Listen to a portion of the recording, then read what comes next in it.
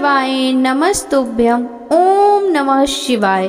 पार्वती पतये हर हर महादेव। प्रिय श्रोताओं, श्रावण मास के पावन प्रथम सोमवार की महिमामय वेला में आइए सबसे पहले वंदन करें महाकाल आशुतोष शिव शंकर त्रिलोचन भगवान का, जिनके स्मरण मात्र से समस्त पाप क्षीण हो जाते हैं। हे नीलकंठ त्रिपुंडधारी प्रभु, हमारे हृदय में स्थान ग्रहण कीजिए। वैराग, श्रद्धा और समर्पण की भावना जागृत कीजिए। आज से हम सावन मास के 4 पवित्र सोमवार व्रत कथाओं का श्रवण आरंभ कर रहे हैं। जो श्रद्धालु सावन में भगवान शिव को समर्पित सोमवार का व्रत रखकर इन मंगल कथाओं का श्रवण करता है, उसे अखंड पुण्य कर्म, शुद्धि, संतान सुख और मरणोपरांत शिवलोक की प्राप्ति होती है। आप सभी से विनम्र निवेदन है कि कथा को श्रद्धा सहित पूर्ण रूप से श्रवण करें। ओम नमः शिवाय का जप करें और इस शिव कृपा को अन्य भक्तों तक भी पहुंचाएं। इस बार श्रावण मास का पहला सोमवार है 14 जुलाई को, और इस दिन प्रदोष काल में भगवान शिव का पूजन करके कथा श्रवण किया जाता है। और आज प्रदोष काल का समय रहेगा शाम 6:26 से लेकर शाम 7:56 तक। सूर्योदय का समय सुबह 5:53 पर और सूर्यास्त शाम 7:11 पर। चंद्रोदय होगा रात 9:56 पर। और आज श्रावण मास के कृष्ण पक्ष की चतुर्थी तिथि है। चतुर्थी तिथि आज रात 11:59 तक रहेगी। इसके बाद में पंचमी तिथि प्रारंभ हो जाएगी। आज का व्रत बहुत ही शुभ संयोगों में रखा जाएगा, क्योंकि आज आयुष्मान योग शाम 4:14 तक रहेगा और बाद में सौभाग्य योग प्रारंभ हो जाएगा। राहु काल सुबह 7:30 से सुबह 9 बजे तक रहेगा। आइए अब भगवान शिव का ध्यान करते हुए कथा का शुभारंभ करते हैं। आइए हम सब ध्यान लगाएं उस शांत स्वरूप की ओर, जिनकी जटाओं से निर्मल गंगा बहती है। गले में सर्पों की माला है, शरीर पर भस्म विभूषित है, तीनों नेत्रों से त्रिकाल को देखने वाले हैं। जो नाद से सृष्टि की उत्पत्ति करते हैं वही है भगवान शिव, और साथ में है करुणा, ममता और शक्ति की साक्षात स्वरूपा माता पार्वती, जिनका स्वरूप कोमल है, हृदय विशाल है, जिनकी मुस्कान में वात्सल्य है और हाथों में वरदान। वे सिंह वाहिनी है, सौंदर्य और संयम की देवी हैं। शिव की अर्धांगिनी होकर भी वे संपूर्ण सृष्टि की जननी हैं। हे भोलेनाथ, आपके नाम स्मरण से ही मृत्यु भी जीवन का पर्व बन जाती है। आप सभी कृपा कीजिएगा उन सभी भक्तों पर जो मन में किसी न किसी चिंता, पीड़ा या आशा को लेकर इस कथा को सुनने आए हैं। हे माँ पार्वती, आपके आशीर्वाद से ही घरों में सुख, शांति, प्रेम और सौभाग्य का वास होता है। आप सभी माताओं की रक्षा करें, सभी कन्याओं को शुभ आचरण और शक्ति का वरदान दे, सभी के सुहाग की रक्षा करें और सभी परिवारों को अपने वात्सल्य से परिपूर्ण करें। श्रावण सोमवार की कथा के अनुसार अमरपुर नगर में एक धनी व्यापारी रहता था। दूर दूर तक उसका व्यापार फैला हुआ था। नगर में उस व्यापारी का सभी लोग मान सम्मान करते थे। इतना सब कुछ होने पर भी वह व्यापारी अंतर्मन से बहुत दुखी था, क्योंकि उस व्यापारी का कोई पुत्र नहीं था। दिन रात उसे एक ही चिंता सताती रहती थी, उसकी मृत्यु के बाद उसके इतने बड़े व्यापार और धन संपत्ति को कौन संभालेगा। पुत्र पाने की इच्छा से वह व्यापारी प्रति सोमवार भगवान शिव की व्रत पूजा किया करता था। सायंकाल को व्यापारी शिव मंदिर में जाकर भगवान शिव के सामने घी का दीपक जलाया करता था। उस व्यापारी की भक्ति देखकर एक दिन पार्वती ने भगवान शिव से कहा, हे प्राणनाथ, यह व्यापारी आपका सच्चा भक्त है। कितने दिनों से यह सोमवार का व्रत और नियमित पूजा पाठ कर रहा है। भगवान आप इस व्यापारी की मनोकामना अवश्य ही पूर्ण करें। भगवान शिव ने मुस्कुराते हुए कहा, हे पार्वती, इस संसार में सबको उसके कर्म के अनुसार ही फल की प्राप्ति होती है। प्राणी जैसा कर्म करते हैं उन्हें वैसा ही फल प्राप्त होता है। इसके बावजूद पार्वती जी नहीं मानी।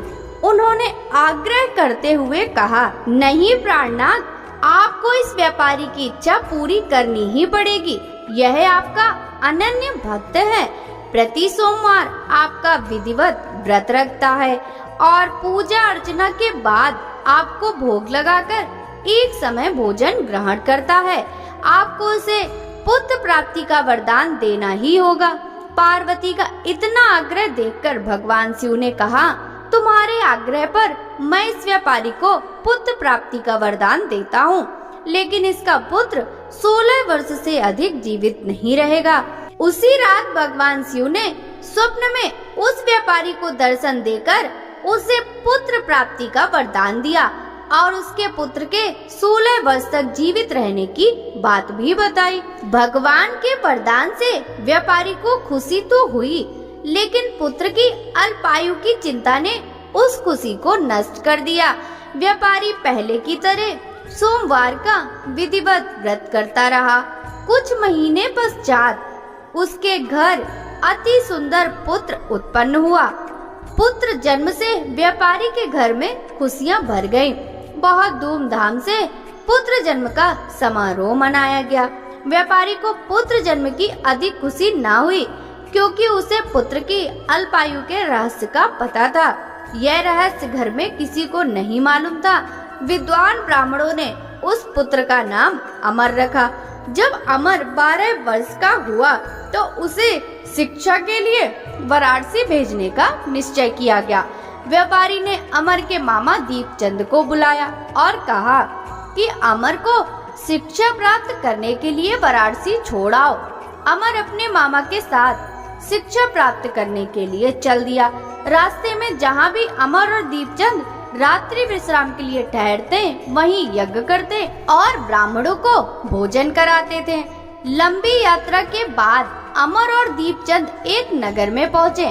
उस नगर के राजा की कन्या के विवाह की खुशी में पूरे नगर को सजाया गया था। निश्चित समय पर बारात आ गई, लेकिन वर का पिता अपने बेटे के एक आंख से काने होने के कारण बहुत चिंतित था। उसे इस बात का भय सता रहा था कि राजा को इस बात का पता चलने पर कहीं वह विवाह से इनकार न कर दे, इससे उसकी बदनामी होगी। वर के पिता ने अमर को देखा तो उसके मस्तिष्क में एक विचार आया। उसने सोचा, क्यों ना इस लड़के को दूल्हा बनाकर राजकुमारी से विवाह करा दूं। विवाह के बाद इसको धन देकर विदा कर दूंगा और राजकुमारी को अपने नगर ले जाऊंगा। वर के पिता ने इसी संबंध में अमर और दीपचंद से बात की। दीपचंद ने धन मिलने के लालच में वर के पिता की बात स्वीकार कर ली। अमर को दूल्हे के वस्त्र पहनाकर राजकुमारी चंद्रिका से विवाह करा दिया गया। राजा ने बहुत सा धन देकर राजकुमारी को विदा किया। अमर जब लौट रहा था तो सच नहीं छिपा सका। उसने राजकुमारी की ओढ़नी पर लिख दिया, राजकुमारी चंद्रिका, तुम्हारा विवाह तो मेरे साथ हुआ था। मैं तो वाराणसी में शिक्षा प्राप्त करने जा रहा हूँ। अब तुम्हें जिस नवयुवक की पत्नी बनना पड़ेगा वह कान्हा है। जब राजकुमारी ने अपनी ओढ़नी पर लिखा हुआ पढ़ा तो उसने काने लड़के के साथ जाने से इनकार कर दिया। राजा ने सब बातें जानकर राजकुमारी को महल में रख लिया। उधर अमर अपने मामा दीपचंद के साथ वाराणसी पहुंच गया। अमर ने गुरुकुल में पढ़ना शुरू कर दिया। जब अमर की आयु 16 वर्ष पूरी हुई तो उसने एक यज्ञ किया। यज्ञ की समाप्ति पर ब्राह्मणों को भोजन कराया और खूब अन्न वस्त्र दान किए। रात को अमर अपने शयन कक्ष में सो गया। शिव के वरदान के अनुसार शयनावस्था में ही अमर के प्राण पखेरु उड़ गए। सूर्योदय पर मामा अमर को मृत देखकर रोने पीटने लगा। आसपास के लोग भी एकत्र होकर दुख प्रकट करने लगे। मामा के रोने विलाप करने के स्वर समीप से गुजरते हुए भगवान शिव और माता पार्वती ने भी सुने। पार्वती जी ने भगवान से कहा, प्राणनाथ, मुझे इसके रोने के स्वर सहन नहीं हो रहे, आप इस व्यक्ति के कष्ट को दूर करें। भगवान शिव ने पार्वती के साथ अदृश्य रूप में समीप जाकर अमर को देखा तो पार्वती जी से बोले, पार्वती, यह तो उसी व्यापारी का पुत्र है। मैंने इसे 16 वर्ष की आयु का वरदान दिया था, इसकी आयु तो पूरी हो गई। पार्वती जी ने फिर भगवान शिव से निवेदन किया, हे प्राणनाथ, आप इस लड़के को जीवित करें, नहीं तो इसके माता पिता पुत्र की मृत्यु के कारण रो रो कर अपने प्राणों का त्याग कर देंगे। इस लड़के का पिता तो आपका परम भक्त है, वर्षों से सोमवार का व्रत करते हुए आपको भोग लगा रहा है। पार्वती के आग्रह करने पर भगवान शिव ने उस लड़के को जीवित होने का वरदान दिया और कुछ ही पल में वह जीवित होकर उठ बैठा। शिक्षा समाप्त करके अमर मामा के साथ अपने नगर की ओर चल दिया। दोनों चलते हुए उसी नगर में पहुँचे जहाँ अमर का विवाह हुआ था। उस नगर में भी अमर ने यज्ञ का आयोजन किया। समीप से गुजरते हुए नगर के राजा ने यज्ञ का आयोजन देखा। राजा ने अमर को तुरंत पहचान लिया। यज्ञ समाप्त होने पर राजा अमर और उसके मामा को महल में ले गया और कुछ दिन उन्हें महल में रखकर बहुत सा धन वस्त्र देकर राजकुमारी के साथ विदा किया। रास्ते में सुरक्षा के लिए बहुत से सैनिकों को भी साथ भेजा। दीपचंद ने नगर में पहुंचते ही एक दूत को घर भेजकर अपने आगमन की सूचना भेजी। अपने बेटे अमर के जीवित वापस लौटने की सूचना से व्यापारी बहुत प्रसन्न हुआ। व्यापारी ने अपने पत्नी के साथ स्वयं को एक कमरे में बंद कर रखा था।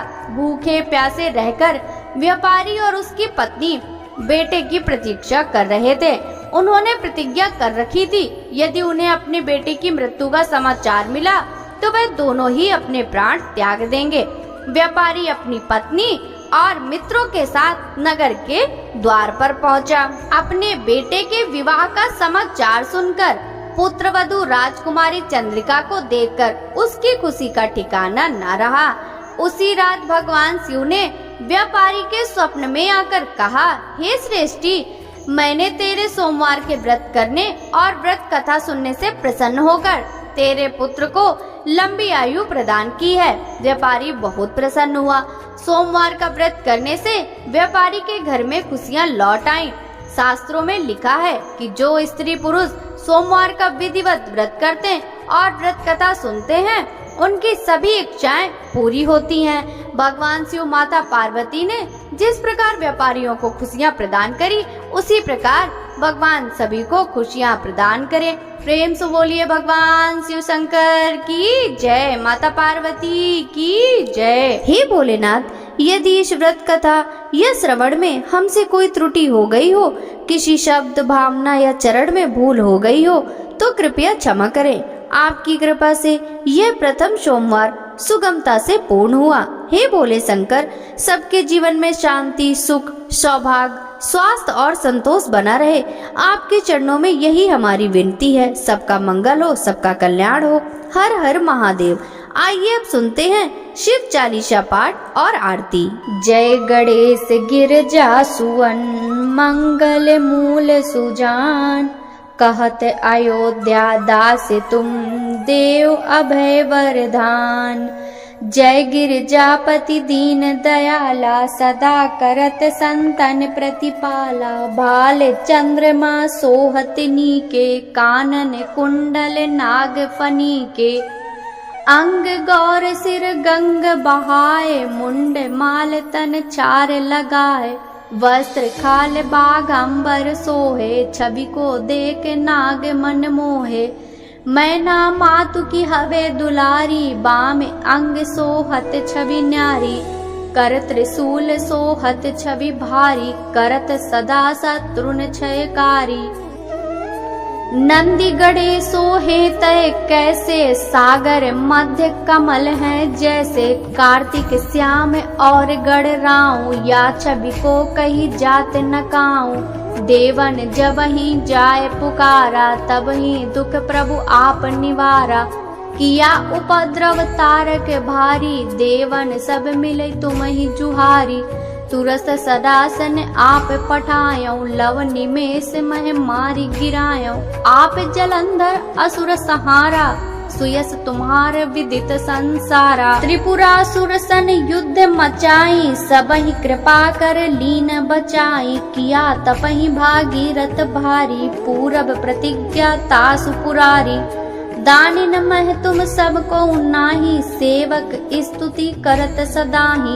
वेद नाम महिमा तब गाई, अकत अनादि भेद नहीं पाई। प्रकट उदति मंथन में ज्वाला, जरत सुरासुर भय विहाला। कीन दया तह करहि सहाय, नीलकंठ तब नाम कहाई। पूजन रामचंद्र जब कीना, जीत के लंक विभीषण दीना। सहस कमल में हो रहे धारी, कीन परीक्षा तबहि पुरारी।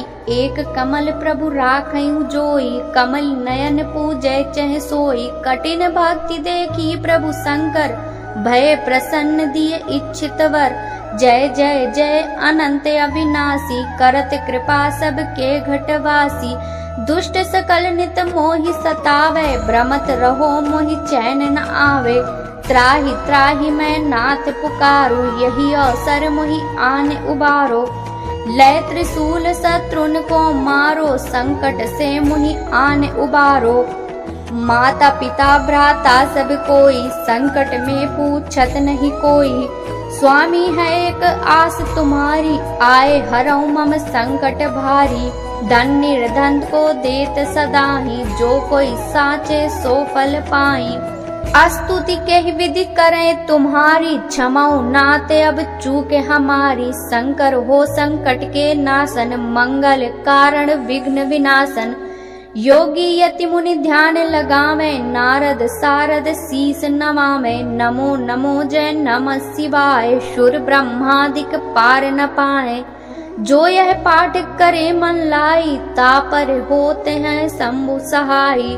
ऋणिया जो कोई हो अधिकारी, पाठ करे सो पावन हारी। पुत्रहीन कर इच्छा जोई, निश्चय शिव प्रसाद ते ही होई। पंडित त्रयोदशी को लावे, ध्यान पूर्वक होम करावे। त्रयोदशी व्रत करे हमेशा, ताके तन नहीं रहे कलेसा। धूप दीप न वेद चढ़ावे, शंकर सम्मुख पाठ सुनावे। जन्म जन्म के पाप नसावे, अंत धाम शिवपुर में पावे। कहे अयोध्या दास आस तुम्हारी, जानी सकल दुख हरहु हमारी। नित नेम कर प्रातः ही, पाठ करो 40। तुम मेरी मनोकामना पूर्ण करो जगदीश। मगसर छठी है मंत्र ऋतु, सम्मत 64 जान। अस्तुत 40 असी मही, पूर्ण कीन कल्याण। ओम जय शिव ओंकारा, स्वामी जय शिव ओंकारा। ब्रह्मा विष्णु सदा शिव, अर्धांगी दारा। ओम जय शिव ओंकारा, एकानन चतुरानन पंचानन राजे। हंसासन गरुड़ासन, वृषवाहन साजे। ओम जय शिव ओंकारा। 2 भुज 4 चतुर भुज, 10 भुज अति सोहे। त्रिगुण रूप निरखता, त्रिभुवन जन मोहे। ओम जय शिव ओंकारा। अच्छे माला वन माला, मुंड माला धारी। त्रिपुरारी कंसारी, कर माला धारी। ओम जय शिव ओंकारा। श्वेतांबर पीतांबर, बागांबर अंगे। सनकादिक गरुड़ादिक, भूतादिक संगे। ओम जय शिव ओंकारा। कर के मध्य कमंडलु, चक्र त्रिशूल धारी।